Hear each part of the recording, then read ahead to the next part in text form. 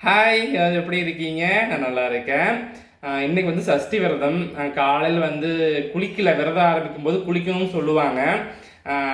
அப்படிதான் ஆரம்பித்தேன். ஆனால் வந்து எனக்கு நேற்று வந்து மழையில் நனைஞ்சங்காட்டி காலையிலேருந்து விடாமல் தும்பல் வந்துட்டே இருக்குது. எனக்கு வந்து அலர்ஜி ப்ராப்ளம் இருக்கிறதுனால ஏதாவது மழையில் நனைஞ்சாலோ இல்லை தயிர் ஐஸ்கிரீம்லாம் சாப்பிட்டாலோ பார்த்தீங்கன்னா உடனடியே சளி பிடிச்சிருது.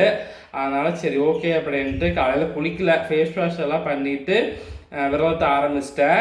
காலையில் அம்மா காஃபி கொடுத்தாங்க, குடிச்சிட்டு அப்புறம் அப்பாவெல்லாம் கொண்டு போய் விட்டுட்டு வந்துட்டு பழம் பச்சைநாடு பழம் நல்லா இருந்துச்சு, வாங்கிட்டு வந்தேன். ஒரு பழம் 7 ரூபாய்ன்னு சொல்லிட்டு வாங்கிட்டு வந்தேன். இதில் வந்து 2 மட்டும் சாமி கும்பிட்றதுக்கே எடுத்து வச்சுட்டு 5 இருக்குது. 5எல்லாம் சாப்பிட முடியாதுங்க, ஒரு 2 3 தான் சாப்பிடுவேன். ஏன்னா விரதம் இருக்கோம் அப்படின்னு நம்ம மைண்ட் செட் ஆயிரும், ஏன்னா இன்றைக்கி ஃபுல்லாக சாப்பிட முடியாது அப்படின்னு.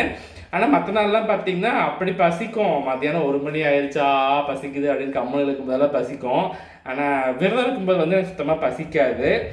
அப்புறம் மத்தியானம் ஷிஃப்ட்டுக்கு நான் போயிட்டேன் அப்படின்னா எல்லாம் சமைச்சு வச்சுட்டு அங்கே போய் சாப்பிட்டுக்குவேன். இன்றைக்கி ஷிஃப்ட்டுக்கு போகல அப்படின்னா 5 மணிக்கு மேலே தான் சமைக்கிறதுக்கு ஆரம்பிப்பேன். 7 மணிக்கு சாமி கும்பிட்டு சாப்பிட்றதுக்கு ஆரம்பிச்சிருவேன். இதுதான் என்னுடைய மாதம் வர சஷ்டி ரொட்டீன். சஷ்டி இப்படி தான் நான் பிடிப்பேன். பெருசாக வந்து இதெல்லாம் கும்பிடவே மாட்டேன். என்னால் முடிஞ்ச அளவுக்கு சாமி கும்பிட்டுருவேன். அன்றைக்கி நான் ஃபுல்லாக விரதம் வந்துடுவேன் முடிஞ்ச அளவுக்கு. ஏன்னா இது 5 வருஷமாக கன்டினியூ பண்ணிகிட்டு இருக்கேன்.